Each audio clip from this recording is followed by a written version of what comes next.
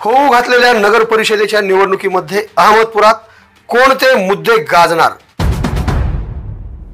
कोणत्या प्रभागात किती उमेदवार,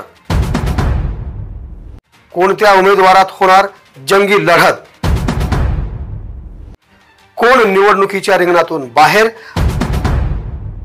आणि कोणाची माघार, हे तर आपण पाहणारच आहोत। तत्पूर्वी एक महत्त्वाची अपडेट बघूया।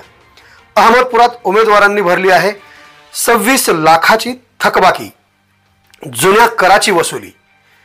नगर परिषद सार्वत्रिक निवडणूक अध्यक्षपदासाठी 9 उमेदवारांचे 13 नामांकन पत्र तर नगरसेवक पदासाठी 157 नामांकन पत्र दाखल झाले असून उमेदवारांनी नगर परिषदेच्या थकबाकीपोटी तब्बल 26 लाख रुपये जमा केले आहेत।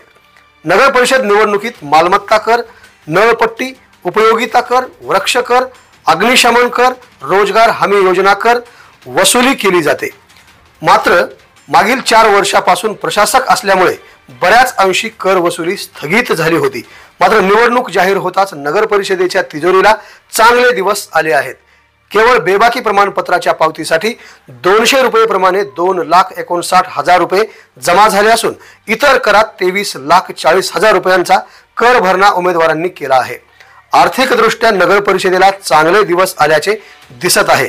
मात्र वीज बिलाची 50 लाख थकबाकी तसेच विविध प्रकारचे देणे पाहिले तर 1 ते 1.5 कोटी रुपये थकबाकी असल्याने येणाऱ्या अध्यक्षपद सदस्यांना नवीन आव्हानाला तोंड द्यावे लागणार आहे। आवाज बहुजनांचा।